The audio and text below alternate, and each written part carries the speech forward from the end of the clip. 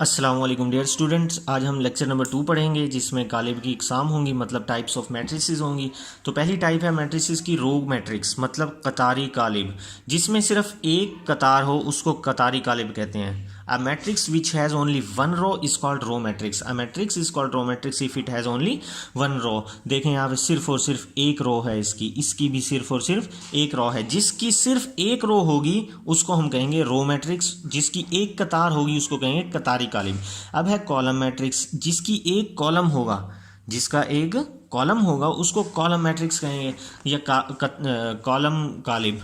ठीक है, ये देखें सिर्फ और सिर्फ एक कॉलम है और 3 कतारें हैं। इसकी कतारों की तादाद जितनी मर्जी होनी चाहिए, लेकिन सिर्फ कॉलम एक होना चाहिए।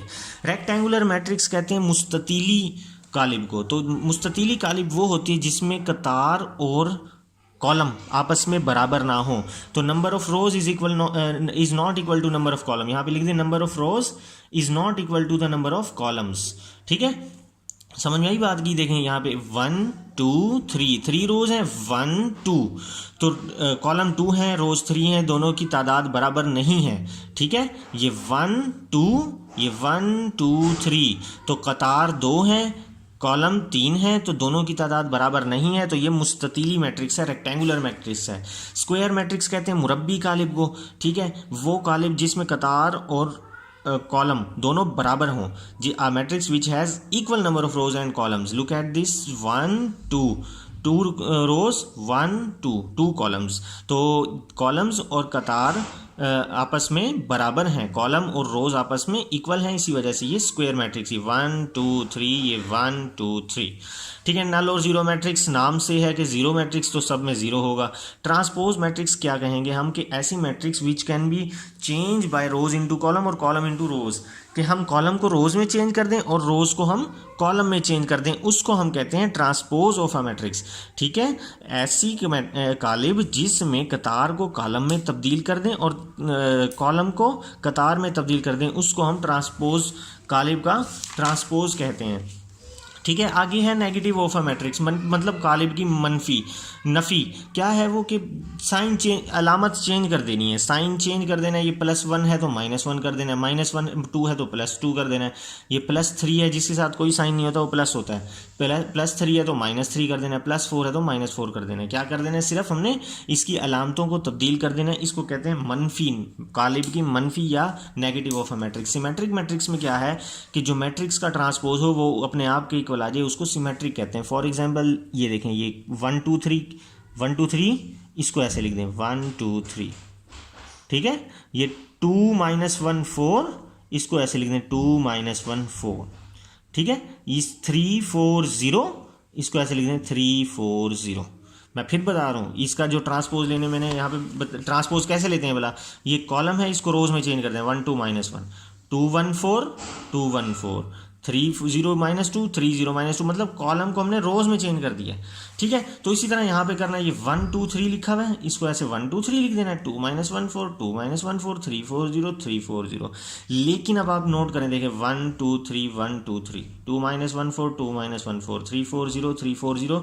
ये तो ट्रांसपोज लेने के बाद भी अपने आप के इक्वल आ गया, इसीलिए इसको हम कहते हैं सिमेट्रिक मैट्रिक्स। ठीक है, उर्दू में भी इसको सिमेट्रिक मैट्रिक कहते हैं कि जो कालिब अपने ट्रांसपोज के बराबर हो उसको सिमेट्रिक मैट्रिक्स कहते हैं। अब है स्क्यू सिमेट्रिक। स्क्यू सिमेट्रिक में भी वही चीज़ होती है, हमें ट्रांसपोज लेना पड़ता है। फॉर एग्जांपल ये हमारे पास एग्जांपल है, ये 0 -2 -3, इसको यहाँ पे ऐसे लिख देंगे 2 0 -1, ये 2 0 -1, ये 3 1 0 और 3 1 0। ठीक है, अब हमने करना क्या है, एक फ़र्क ये है, बस इसको बाहर भी माइनस से मल्टीप्लाई करवा देना है और अंदर भी माइनस से मल्टीप्लाई करवा देना है। ये बाहर माइनस से मल्टीप्लाई करवाया, अब जब हम अंदर माइनस से मल्टीप्लाई करवाएंगे ना तो सारों के साइन चेंज हो जाएंगे। माइनस हमेशा साइन को चेंज कर देता है, तो इसके भी साइन चेंज हो जाएंगे। देखें, ये 0 तो 0 ही रहेगा, -2 है तो +2 हो गया, -3 है तो +3 हो गया, इसको नहीं देखना। +2 है तो -2 हो गया, 0 का 0, -1 है तो +1, 3 है तो -3, +1 है तो -1, 0 का 0 और बाहर भी नेगेटिव साइन। अब ये देखें 0 2 3 0 2 3, -2 0 1 -2 0 1 -3 -1 0 -3 -1, ये वापस अपने आप के इक्वल आ गया, तो ये ए हो गया। तो क्या चला, पता ये चला कि पहले हमने उसका ट्रांसपोज लेना है, ट्रांसपोज लेने के बाद अंदर माइनस से मल्टीप्लाई करवा देना है, फिर वो वापस उसके इक्वल आ जाएगा, तो इसको कहते हैं हम स्क्यू सिमेट्रिक्स। तो हमारे पास क्यू सिमेट्रिक भी होगी। अब है डायगोनल मैट्रिक्स। डायगोनल मैट्रिक कहते हैं वित्तरी कालिब को। तो ऐसी वित्तरी ऐसी वित्तरी कालिब जिसका जो वित्तर होता है, वित्तर किसको कहते हैं, एक कोने से दूसरे कोने को डायगोनल कहते हैं। From one corner to another, from one corner to, ये कोना आपने बस ऐसे देखना है, इस तरह से लेफ्ट टू राइट, ठीक है। इनको कहते हैं मेन डायगोनल। इसका नाम है मेन डायगोनल। ये है हमारे पास मेन डायगोनल। इस मेन डायगोनल के एलिमेंट्स के अलावा ऊपर वाले एलिमेंट्स और नीचे वाले एलिमेंट्स जीरो होने चाहिए। मैंने क्या कहा, मैं कह रहा हूं कि मेन डायगोनल के अलावा ऊपर वाले और नीचे वाले क्या होने चाहिए, जीरो। और इनको हम जो कि नॉन डायगोनल एलिमेंट्स कहते हैं, ठीक है।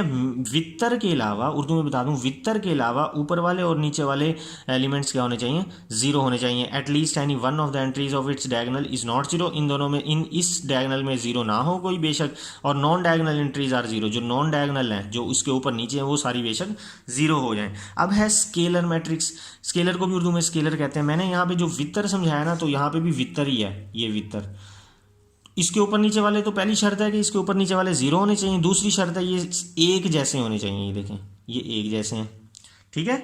पहली शर्त क्या है इसकी, कि ऊपर नीचे वाले मेन डायगोनल के ऊपर और नीचे वाले क्या होने चाहिए, जीरो होने चाहिए, ठीक है। दूसरी शर्त ये है कि ये एक जैसे होने चाहिए। अब ये एक जैसे हैं तो ये स्केलर हैं, ये डायगोनल भी हैं, क्योंकि ऊपर नीचे वाले तो जीरो ही है ना, तो इसलिए ये डायगोनल भी है, ये स्केलर भी है, ये वित्तरी कालिब भी है और ये स्केलर भी है। आइडेंटिटी कहते हैं इसको, या यूनिट भी कहते हैं, यूनिट मैट्रिक्स भी कहते हैं। वाहदानी कालिब वो क्या होता है कि बस ये जो मेन डायगोनल होता है ना, वो ये वन होता है बस।